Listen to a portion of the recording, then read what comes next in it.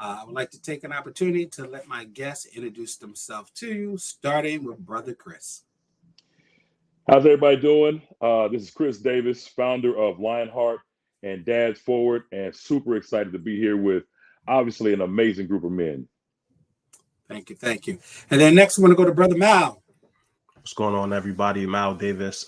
Just really appreciative to be here. I'm an educator, podcaster, and really just a high believer in mental health and taking care of yourself. So this is a great space to be in. Thank y'all for having me.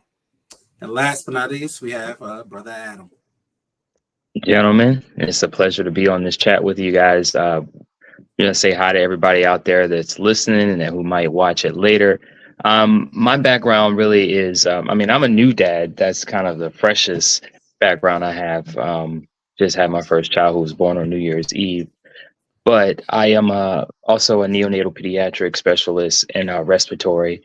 I worked in a NICU and on the birth rapid response team for the first 7 to 8 years of my career. Probably attended hundreds of births. Anything you can see, I've pretty much seen when it comes to neonatal health. So I have that background, and as an African American male, especially as young as I look, I'm 41, but I look a lot younger. And people treat you how they see you. So dealing with what from that aspect and that perspective, I definitely have a unique outlook on things. So hopefully I can, share something that helps others.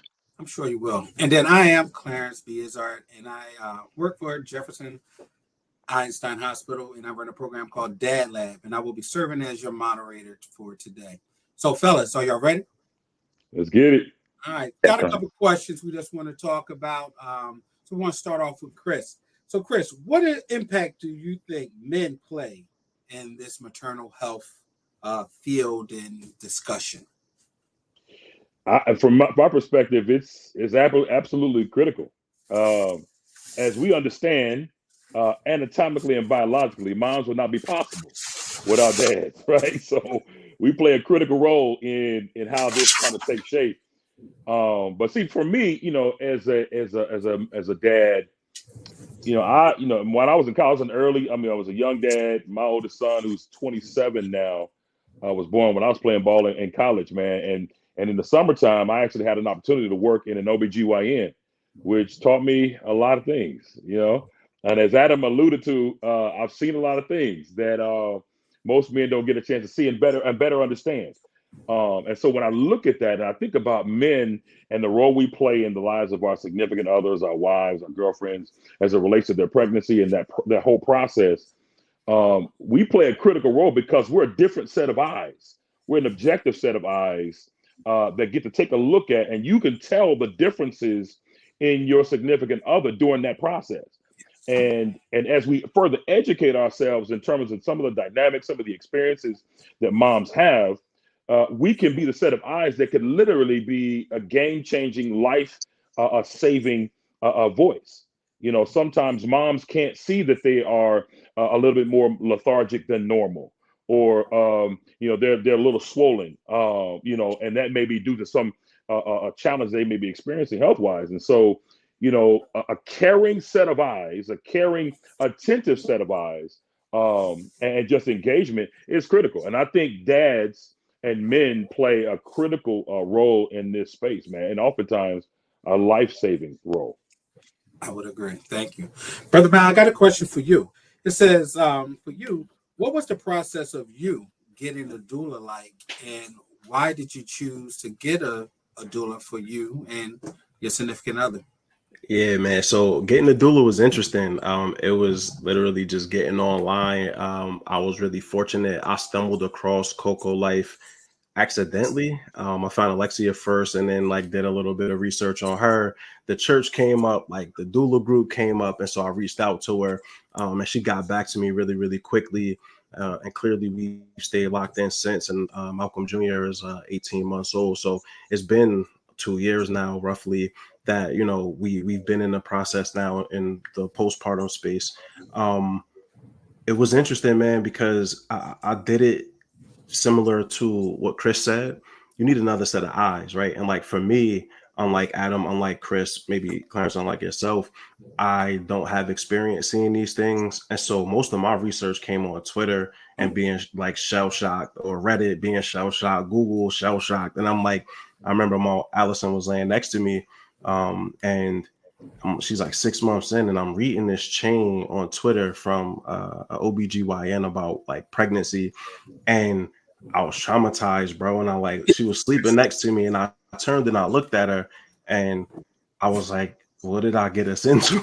Like it was just this whole process of being lost. And so that led me to saying, okay, not only does she need an extra set of eyes, but she needs someone else that really understands this process. As we all know, women of color, specifically Black women, really don't get listened to and treated well through this process, right? Like my wife had preeclampsia. And so, Chris, when you mentioned like the tightness, that's how we peeped something was going on, right? And so went and got a doula because I'm not stupid. And like doulas have been a part of this process for us long before institutions really cared about us. And so it just made sense to tap back into where we come from. And it was a very spiritual process. And our doula was there when my wife had to get her emergency C-section.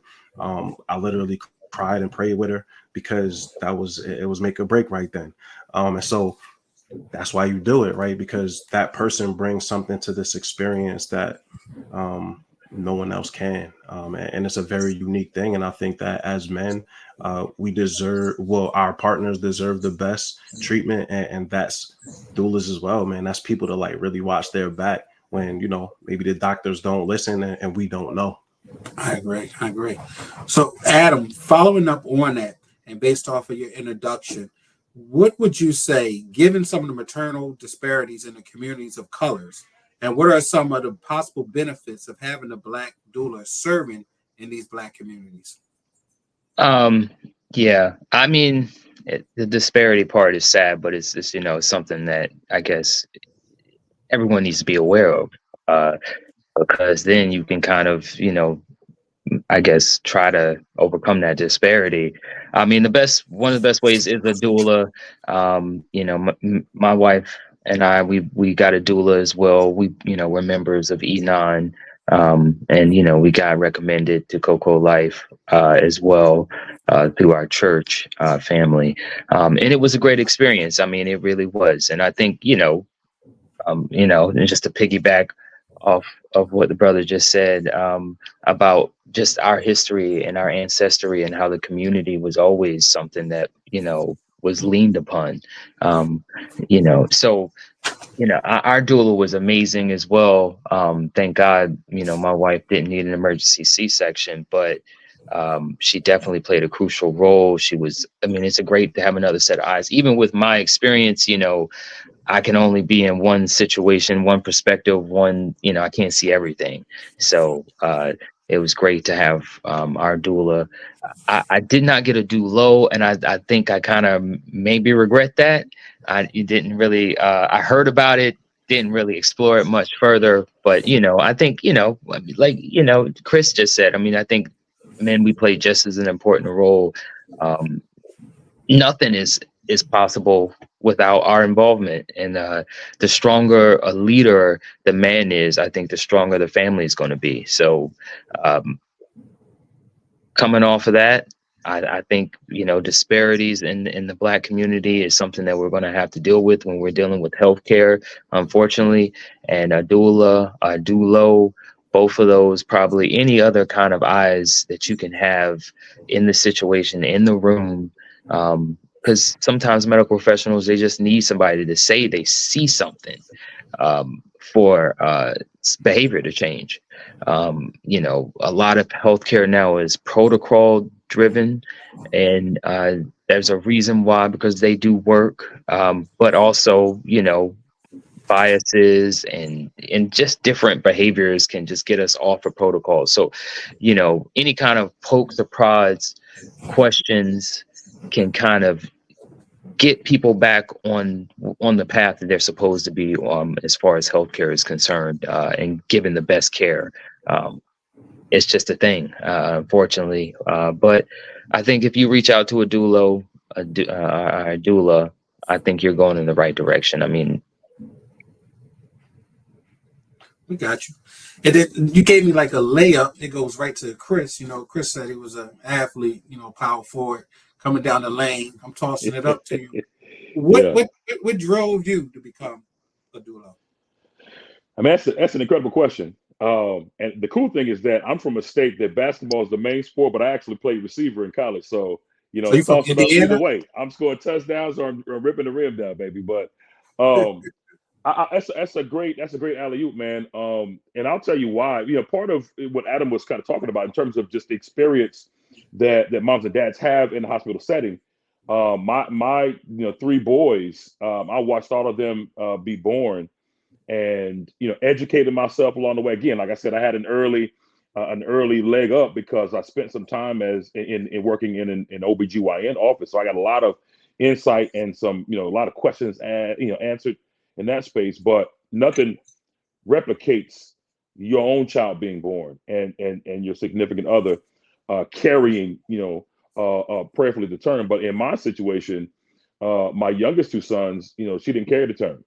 It was a troubled pregnancy on both accounts. One was she was on bed rest for a short period of time, and then my youngest son, his mom was on bed rest probably like the last 3 months, and she had a unique situation where she had a sequela, so she had to kind of.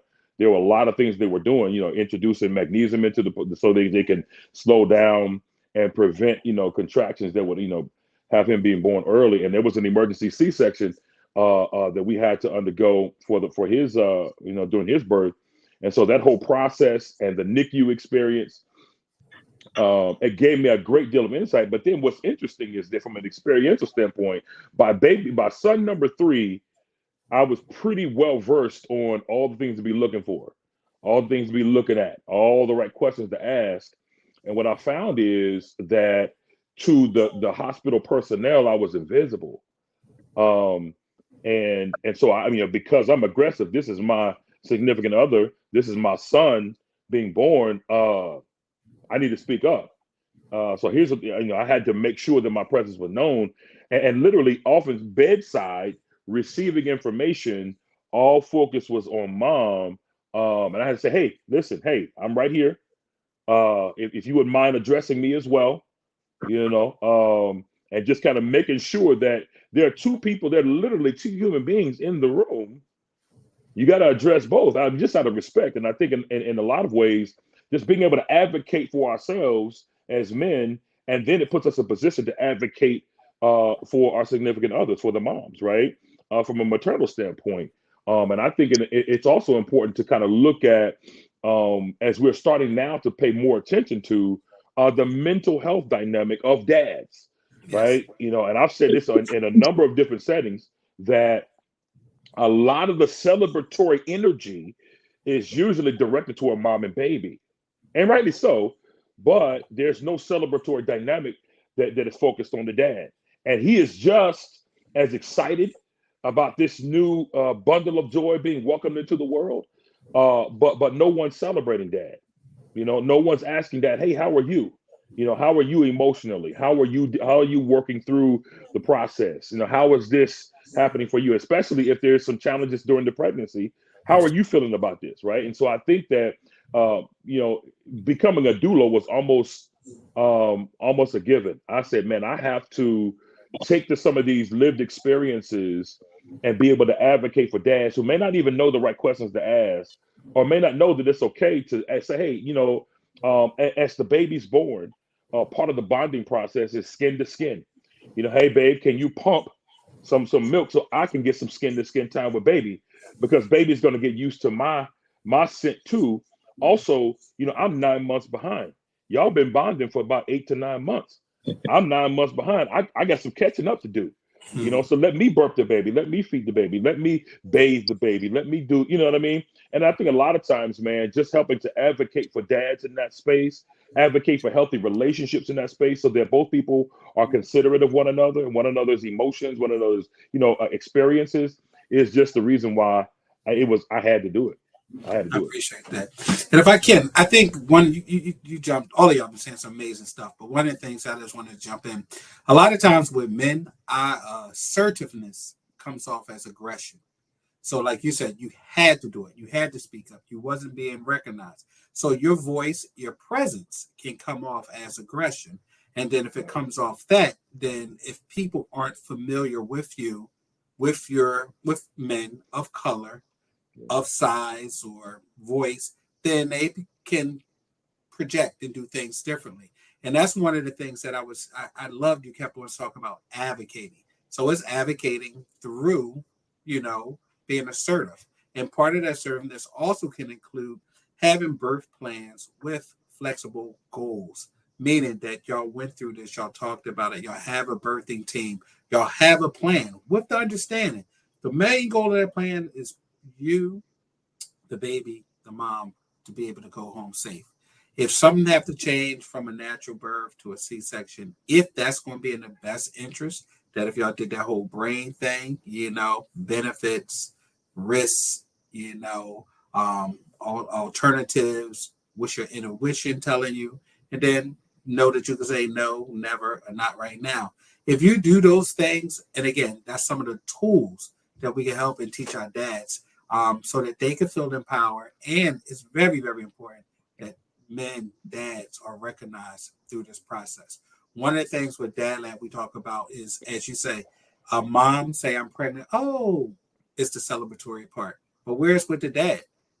Dads, we become dads when the pregnancy is said, but often we're not seen and or included in this process until the birth. So as you said, Chris, then you behind because mom's been getting this the whole time. Nobody not coming up and rubbing your stomach and let me get you that cake you like and all that stuff. They're not doing that to you, but they doing it to them. So Miles, listening to all of that, I hope Chris didn't scare you away. What would you consider being trained as a doula? And if so, why or why not? And then how do you think, if you decide to get trained, how do you think you can help benefit some other people and benefit our community, or even, you know, your wife in the future? Yeah, I would think about it. When I saw the question initially, like I said, it wasn't something that was on my mind. But hearing Chris talk about his experience, hearing Adam describe his as well, in a little bit different of a space and environment, it's something I think that it is important. And you know, Chris mentioned the lived experience part, right? Like since Allison went through her experience, I became a huge advocate for maternal health, but also paternal mental health, like Chris was talking about, right? Like there's a lot of things that go into being a healthy father, being a good present partner, and a lot of that is your mental health, right? Like you're only as strong as your mind. And so for me, I think that it's important for other Black fathers to see Black men in this maternal space that can help give them information and really guide them forward. I was fortunate to just have a lot of dope people in my circle, but none of them really could speak to the intricacies of pregnancy, right? And like because my wife's situation was unique, as all births are, I think that having formalized training as a doula would be dope. You know, I'm 38, so I'm still really in the midst of a lot of what I want to accomplish from a career standpoint. But I'm already thinking about when it's time to quote unquote retire. Like my dedication to the people never ceases, right? Like it never ends. And so being a doula and being able to, for the back part of my life, be able to dedicate myself to this space more wholly and more holistically. Yeah, that sounds cool to me, man. Like it ties into what I care about, which is providing just really amazing experiences for people through arguably the most important moment in your life, right? Like I really underestimated what birth was. I had no idea. I had no idea the toughness that it takes as a woman or as a birthing person to go through that experience, yo. And then to see my wife pivot at the last minute and make the decision that wasn't necessarily best for her, but was best for our child. Um, Life altering. So, you know, but not everybody could come out of that. I'm in a men's mental health group. I do my therapy. I take my medication. So, you know, I'm in a space where I'm managing those things. And even as I manage them, the levee's broke. So for people that don't even spend the time, I think that they need to see or hear that there are people that had similar experiences that then turned around and became a doula themselves, to be able to continue to put the work in for the community. So absolutely would think about it. I don't know if I'll do it, but certainly think about it for sure. Well, so as Chris and I are on our recruitment, to strengthen, improve, expand the brotherhood, we got your number. We know how to get in Yeah, contact with you. y'all got me. Yeah. Hit me up, man. But We'll talk about it. For those who don't know, but a doula, female, men, birth workers. It's non-medical, but we are a support. We are an advocate. We could be perinatal, so that's before. We could do labor and delivery support, and on that post. That post is so important. Brother Chris talked about some of those post things, and it's all been discussed. And we're going to get to Brother Adam to share his background. But the posts, the things, if they are nursing, and as you say, your lady, her likes and her dislikes. What can you do to ease that process? And then nursing takes so much out of them. So if you say, okay, babe, after you finish nursing, I got the baby. You do what you need to do, take your time. And then as you said, bro, that's your skin to skin time. Then you calm, you change, you put it to bed.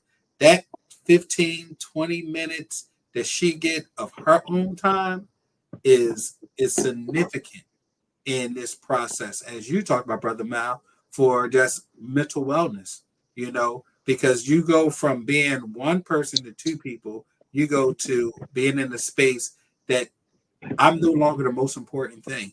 I can't do anything without thinking about what's in the best interest of the child. So anytime that dads can help moms have that space in place, it's a great thing.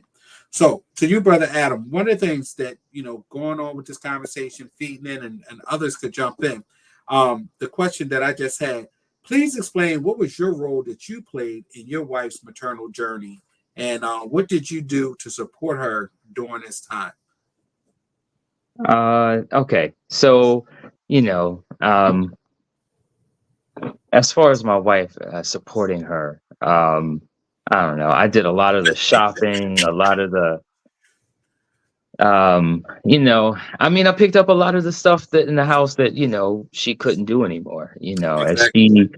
she, had a hard time bending over, and the balance kind of got off as she got bigger into her pregnancy. I had to take on more responsibility, and it's one of those things where you could see that she couldn't do it, so it was just like it's got to be taken care of. You got to step up for each other. That's a partnership in general, but of course, as parents, that's a skill that's going to come in handy.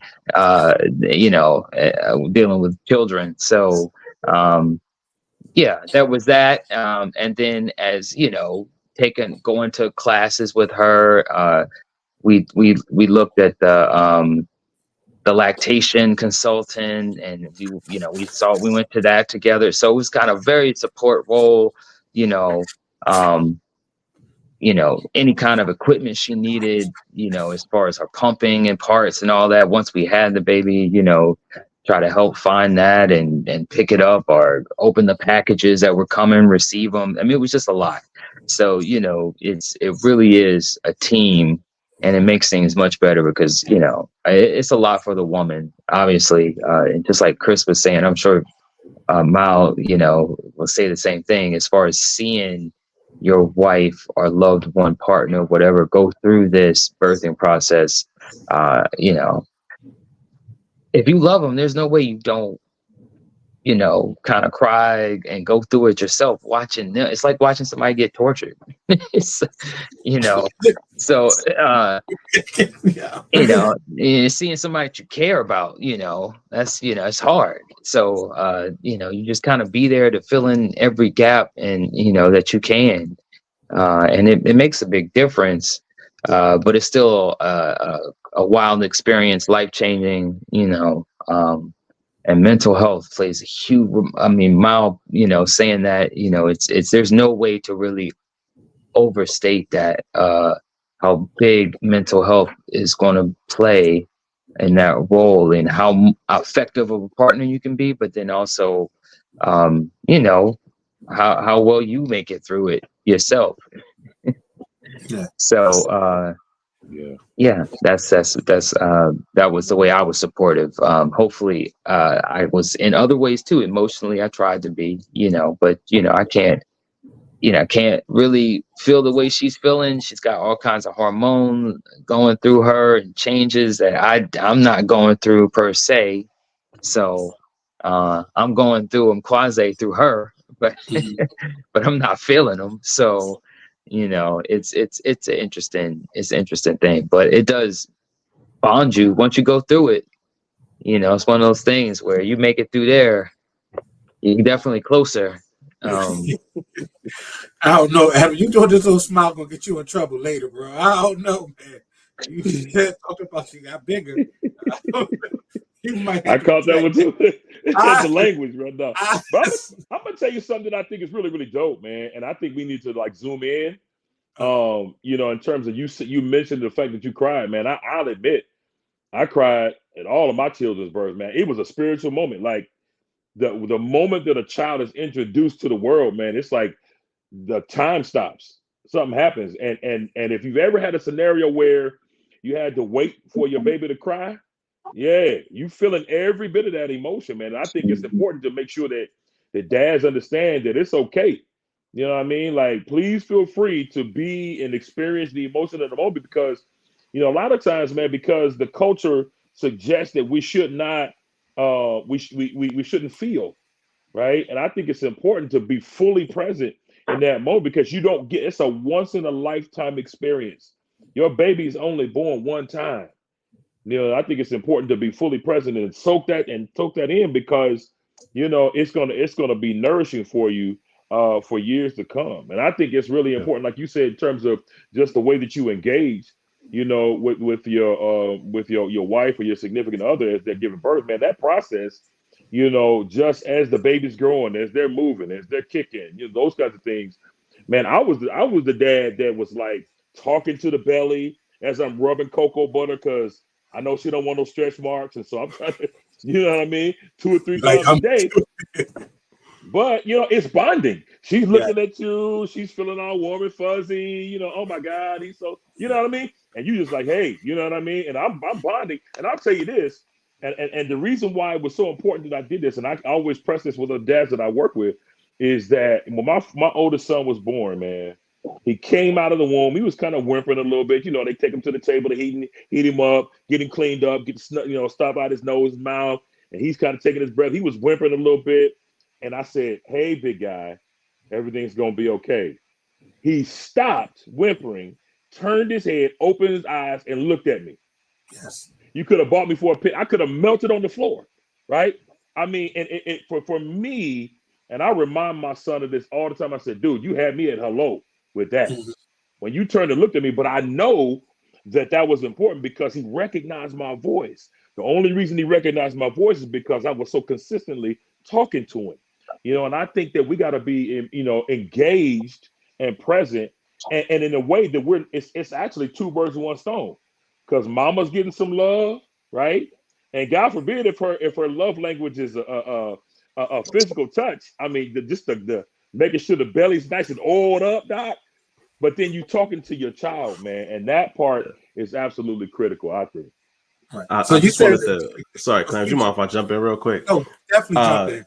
Because you mentioned the crying part. So I also want to normalize crying after the baby, bro. Like it was a number of times I cried in the house with MJ as a newborn, right? First we was at the NICU, so we had 5 weeks there, and I cried damn near every night watching him on camera because he's not in the house. Then he gets to the house and I'm crying because he at the house now, and I don't know what I'm supposed to do at the house with Come him. on, bro. And so, I remember one day sitting on the front porch with my wife, Allison, and I'm talking to her and I'm just crying, bro. And I'm like, I feel like an inadequate father. Like, I just don't know what I'm doing. And, she consoled me and she kept it real. She was like, oh, you're doing everything you're supposed to. Like, we are brand new to this, so we don't know. And I appreciate her for that. But, I think that the transparency and vulnerability around feeling is something that we have to get back to, right? That like we have normalized ego and being men, and what comes with being a man is being stoic, right? And like stoicism, after a while, is to your detriment, bro, especially when it comes to your children. I think that it's important that we model for them what it is to feel, especially if you have young Black boys, because otherwise, where they gonna learn it from, right? That like what they're being taught is to be very cold and calculated to the world. Nah, man, I want my son to feel 100%. And so I just wanted to tap in with that. Like, the crying doesn't stop right when that baby is born. I think we all can experience that. I think the quiet part that needs to be said out loud is how you did it at the house too, right? That how you do it when they're 2 years old and they've been pissing you off all day long, and you just went up to the room, you punched the pillow once, and a couple tears came down because this was a hell of a day, right? Yeah. But like, I think that we got to be honest about these things, because when we're not, then dads feel isolated and alone and like, I'm the different one. No, bro, you're not. People just not talking about it, right? Like, that's the thing. And so why I find spaces like this to be so important, and why I appreciate brothers like you, it takes courage to speak about these things and be transparent, because this is the quiet part. So, I appreciate y'all boys, man. Now, I appreciate you. I have a question for Adam, but I want to ask this since we're being transparent. I feel like we bond as well. A question that's not asked, and in Dad Lab, it was asked once, and I saw the guy look back.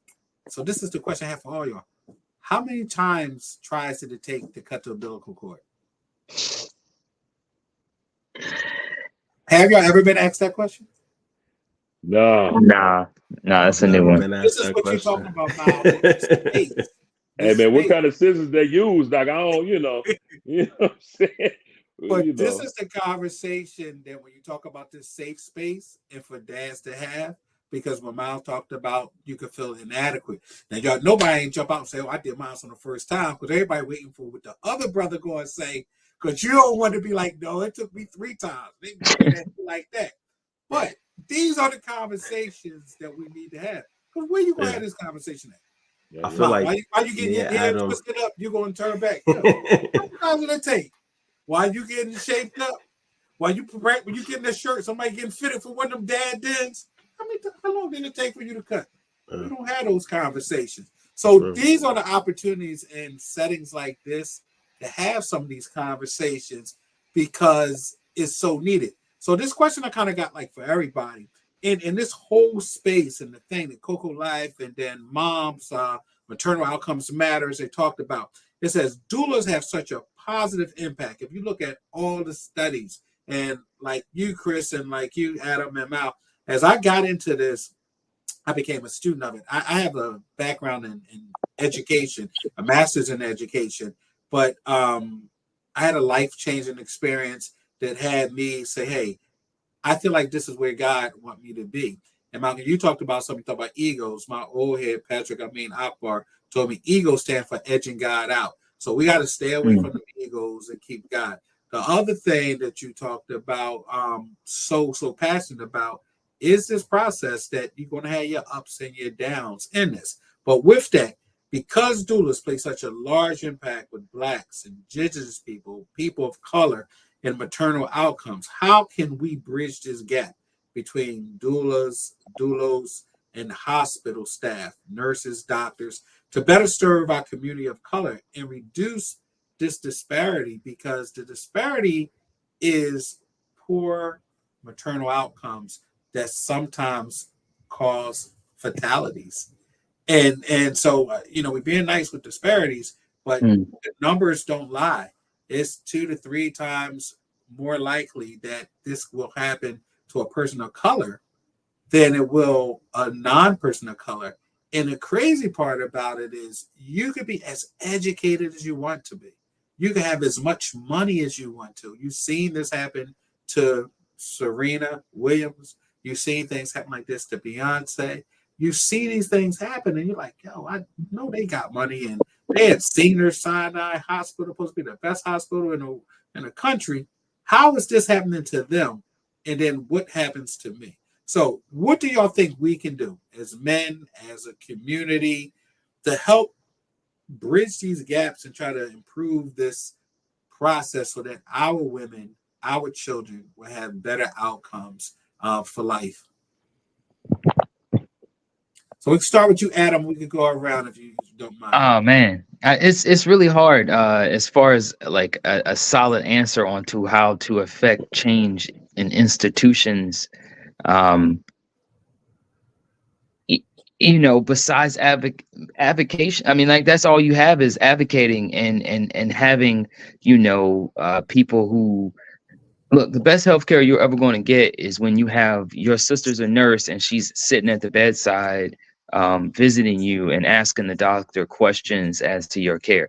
Like that's, you know, I've seen it with my own eyes. The people who have people advocating for them are going to get better treatment, and that's a shame, but it's just true. It's sad, but it's true. And the more that person knows about healthcare, the more empowered that person is uh, to help affect you getting better care by advocating for you. But outside of that, you're not going to change these institutions. They have to change themselves, which is wild to me because we supposedly had a racial reckoning 3 years ago. But when you look, there hasn't really been a change in the outcomes and of these healthcare disparities. They're the same or worse. So really, we have to advocate, to these institutions to actually make changes in policy. Like, they should have protocols for Black moms. I mean, whereas there's things they have to do, when it's a Black mom, because obviously the outcomes are worse. Yeah, I don't understand why they haven't enacted things like that to where, uh, you know, we know this is a population that we mess up on. So check these boxes and make sure you're doing these things when it comes, to these clients. That's how I feel. That's what it's going to take. It's going to take like these institutions getting serious about making a change in the care they're given to poor and Black communities. That's the only thing that's going to make a change. I agree. So we go you, Brother Chris or Brother Malcolm. Y'all have some y'all want to share? Yeah, I think I'm have to piggyback on what Adam shared. I think in a lot of ways, and I'm gonna broaden the scope. Right, I think that people of color need to advocate for their health care. Period. I mean, especially when you zoom in on this particular space, there's some cultural competency that is just not there in a lot of these and a lot of these caregivers and these professionals, man. They have the dynamics of the protocols as Adam alluded to, but some of the cultural dynamics are slightly different. When you're advocating for your care, I'll just take this for instance. For African Americans, high blood pressure is different than it is for an Asian American or a Caucasian American or an American of a different cultural background. And so, the numbers are different. What may be high blood pressure for you may not be high blood pressure for somebody else. And so you have different baselines, right? So some people have low, they have low pressure, but that's normal for them. Some people kind of register a little higher on the scale, and that's normal for them. That's a baseline for them. And so just understanding some of those dynamics and being able to just kind of further educate yourself. But I think in a lot of ways, it's a broader conversation for sure, especially with African American moms and the rate at which our moms are not surviving the birthing process or are succumbing, to some health challenges and acute crises after the baby's born, right? And I think that what we can do from an advocacy standpoint is not only just equip dads and equip moms and advocate for moms, but then for the broader community so that we can to do that for one another. I think that just the more we get the word out, the more saturation happens. And that's, I know it's an uphill battle, right? But I think that over time, we can get the word in all the right places where at least somebody who knows something you can ask a question to, right? As people who watch this this conversation, they'll be able to kind of get in contact with us. Hey, we're all available. If you have a question, please reach out Yes. and connect with us, and we'd be more than willing to share anything that we have learned, either by education or by lived experience, to kind of help you advocate for a more healthy birthing experience. Yeah. Brother Just Malcolm. wanted to piggyback Adam and Chris. Y'all had all the notes here, but just wanted to highlight a couple things. Adam, you mentioned policy, right? And so as I've gotten deeper into education, I realized the importance of like policy in that space, but really across the board. And policy comes from situations like this where we create large swaths of people that can advocate on the behalf of others, that can speak up on the experiences of people that are usually silenced or just not listened to, right? Like we are very much invisible in these spaces. And so policy is inevitable, right? That's the only way that things ever change. Adam said it pretty succinctly. Like these institutions don't want to change. I remember I saw these statistics a couple of years ago that said the vast majority of students in medical school now still believe that Black women and Black people in general had a higher tolerance for pain. And so, you know, these things are still being taught while they've already been disrupted in that space. Like people are still learning these things. And so, again, you can't really change an institution when they still reinforce things that they know not to be true.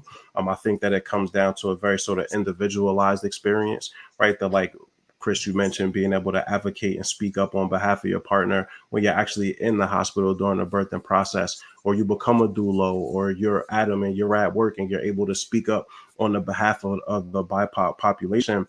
I think that that's sort of where the rubber hits the road for us, right? That the expectation in maternal health is that women carry the load. I think that at this point, we know that that can't be true. And for Black women specifically, it's not sustainable. They can't carry that, plus carry the household, plus carry a job, plus be a mom. But it's too many things, bro, right? Like you got a division of labor is a real thing here. And so when I could pick up the baton and do some of the running for Allison, I'm going to do it every single time because I feel as though it's mandatory. She gave me the greatest gift that a person could ever give. And so in return, she gets my like lifelong allegiance. And I'm going to step into these spaces and advocate not just for her, but for all birth parents, period. Because again, if we're not using our own lived experiences and like our know-how and intuition to be able to help people get better, what are we here for? And so that's kind of like my approach to life in general is anything I have, I want to give. Because if I have it, it was meant to give, right? Like God gave it to me to be able to share that blessing. So it's just a great experience. Thank you to y'all, man, for pouring into me and really just giving me some things to think about in regards to like how I can become even more of an advocate in this space. Because I thought I was doing pretty good. And then I heard people talking about being doulas and seeing hundreds of births. And I'm like, oh, I got a little ways to go, bro. But so I appreciate y'all, man. And thank you for just, again, being open and honest in this conversation. No, I appreciate all of y'all. And we have a few minutes left. But one of the things I do want to talk on, not promoting any TV shows, but Amsterdam, New Amsterdam, season 3, episode 8 is called The Catch. And it's something that's not talked about a lot because it's too real. They talked about those disparities in the health field and healthcare when it talks about pregnancies. To get out opportunity, if it's regular, I don't know, whatever streaming mechanism, season 3, episode 8, The Catch is a wonderful, wonderful thing that talks about this. It talks about exactly what we're talking about, that if I'm this type of person, they have, and then Adam, you can help me with the terminology. It's not BMI, but whatever the index things are, we're going to go this route. But if you are a woman of color, same age, we could have went to the same college, live on the same block, the whole nine, it's going to be a different way. And there's one particular scene, the woman of color, Black woman, wanted to have a natural birth. They're saying she couldn't because of age and things like that. And they ready to force her to the point that she was going to leave the hospital. And the doctor says, wait a minute, stop. He said, what would happen if she was a Caucasian, a white woman? They said, well, we would probably let it go. He said, well, put it in the system as if she is. So they looked at him because, technically you can't do that. But just by saying her race was different, the process is allowed to go on. But because she's Black, it wouldn't. That's where we talk about some of these disparities. And so for me, I wrote down PSE. So it's policy, systems, and environment. And then is where are we at in this road? So right now we're doing some environmental things, but then there need to be these systematic changes. But then just as you just said, Mom, and if you're reading and Adam, if they're still teaching this, then that's at a bigger level because they're coming in with this I am a doctor ism. I ain't gonna say the God thing. Ism. And so therefore it must be right. And what they're saying can't be right because they can't know more than I do. And so those are some of the things. But I know before we leave, we did have this one last one, and then we'll get to make sure we get everybody information. So how do you envision using your role and your talents and your experience in this space. So we at the Dad Den. We're talking about Black Maternal Health. We're talking about the third annual Black Maternal Health Summit and Expo that will be taking place this Saturday at Enon Church. So how do you vision, not just for this space or this time, but throughout, how do you envision utilizing your talents in this space? So we can start with whomever. Well, I'll jump in real quick. I think, continuing the work that I've already kind of embarked on in terms of being a dulo, and then some of what's happening on this call, on this conversation where we're recruiting some guys who have experience, who have lived experience, because that's the most important thing, right? People can connect with something you actually went through.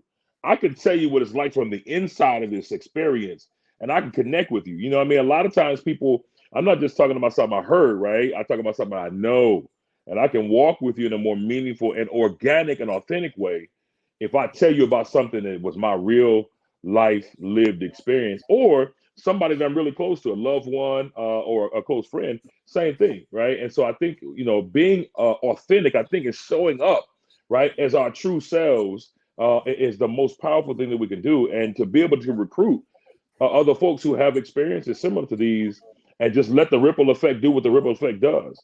I think groundswell is always more impactful. It's about people power.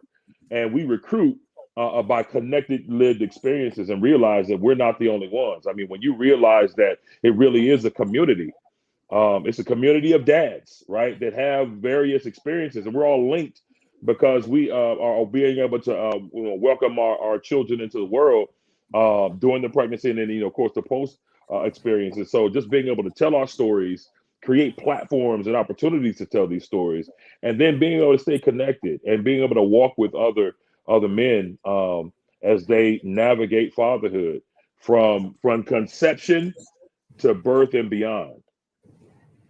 Gotcha. Brother Mal, what do you want to share? Yeah, man, real quick. Just this is incredible, right? That like it's important to continue to just speak up. I think that's the most important thing. Like that's the thing I'm carrying away here. That's what I'm going to continue to do. Chris and Clarence, I would love to connect with you all just to talk more about like, again, for me, I guess the policy piece, because I think that there's more organizing that needs to be done, especially amongst us to get out and be vocal. A lot of times when you see people picketing and marching for these sorts of things or really advocating for these sorts of things as women. And again, that makes sense. But like, where are we? We're supposed to be the vanguard, right? And so we're supposed to show up and be the front line. Because as men, there is a thing where people hear us, right? Maybe not in this space of maternal health, but outside of this space, we carry much more weight than our female counterparts do in a lot of instances. So, yeah, man, just keep doing this is my plan. And as I continue to advance as a father and better understand my own paternal instincts and how I can help folks lean into those spaces where the opportunities present themselves like they did today. Appreciate that. And Brother Mal, didn't we meet before at the summit? And you got Yeah, that we dad met lab last bag? year. Yes, sir. Yes, sir. Yes, sir. You got to promote the merch, that dad lab bag. And Brother Adam, how are you? What's your thoughts on this? Oh, well, I mean, I don't know. I feel like I could give more. I mean, I actually, got out of, I still have my credentials, but I stopped doing NICU and all that kind of stuff a couple of years ago, right after the pandemic stopped. So, although I'm not in that exact space anymore, I think, just being able to share my experiences, and I've had more opportunity to do that, especially becoming a father myself, and definitely passing on whatever knowledge I can to empower other dads, especially dads of color. I definitely love doing that, and I'm going to look for opportunities to do that more. Well, I think we should get some young men together, because my next question was for you, Brother Adam. In that space, how many times did you have experience of another male of color being in that NICU space with you? Now, so being in the NICU space, like on the same team, or just In that space, period, as a because I think that's a space that maybe we don't think about as men, and then maybe we should connect with some young men to say, hey, this might be an avenue that you might have not thought of And if so, that these are some of the steps that you would need to take. So then, like you said, Miles, so far as your science and your maths, and then start helping them plot some of this stuff out. Oh yeah. Yeah, now that's a good idea. I mean, having more, yeah, it was oftentimes, I was definitely the only black male in the room. We had a rescue team for the baby, and then you have the team that's for the mom. Oftentimes I definitely in the whole room would be, the only black person, definitely the only black male. If there's others in there, you definitely feel better. You know what I mean? Like you feel seen, and that's important. So yeah, that's definitely a good idea. So before we wrap up, and we want to share, we can go with Adam, keep going around. Is it your any information you want to give out if you want anybody to connect with you on the social media platforms or anything like that? Do you have any information you want to share that way? And then we go Adam, Chris, Mal, and then we'll wrap up. On the socials, I really don't, I really don't, I'm not on there like that, but my email address is adamasmithrt@gmail.com. The RT obviously stands for a respiratory therapist, because that's what my credential is. So, any questions, I'm more than willing to help my community, navigate anything I can to help y'all. So reach out. Thank you. Brother Chris. Yeah, so you can reach me, obviously, Chris Davis. My email address is chris@thelionheart.us. If you want to just shoot me a message, I mean, I try to make myself available. If you have a scenario you're navigating that you just want some insight or wisdom on, I'll be more than happy to share. So you can hit me up there.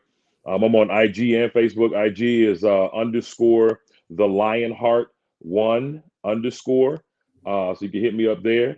Facebook is just Chris Davis. So there's a bunch of Chris Davises, but if you see this handsome face, then you know you got the right one.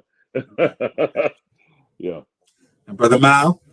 Yeah, you can reach me at maldavis21@gmail.com. As far as social media, I really hate social media, but if you did want to connect with me on Instagram, it's the number 3. So third_lap_podcast. Definitely on there occasionally. But if you want something more immediate, definitely email me. Yeah, similar to Chris, if you have questions or if it's any way I can help, just let me know. Yeah. And then mine's the same thing. I'm not big on the social media, so it will be my email, and it's my last name, Izzard, ISZARD, the letter C for my first name, @gmail.com. And then also coming soon, I did start my own organization. I do have an LLC, and it's called Babies, Adults, and Youth, better known as BAY. And then that'll be coming out, and you'll have some information about that. But before we leave, I definitely want to make sure that I thank everyone for joining. And I want to thank all our panelists for being part of this conversation. It is so important, and the jewels that you shared are amazing. So we also want to make sure we ask and tell people you can follow us anywhere at Coco Life Black, and that's COO Life.Black. And then just join us. It's other information on there. Coco Black is around. Again, the Black Summit, Paternal Summit will be this Saturday, March the 16th at Enon Church. It's a expo. It's going to be a summit in the morning, the baby shower. There's a lot of resources, a lot of free items. It's food. We'll be there. It's a Dad's Den. So if you want to come in, you'll see me. I'll be at the Dad's Den. Dad's Den will be there. And we could chop it up. And again, we're talking about these policies, systems, and environment. Hey, let's try to make some of these environmental system changes. And the change starts with you. So it starts with us. So once again, thank you all. And y'all have a good night. Yeah. Have a good night, guys. Thanks. Good night. Have a good one.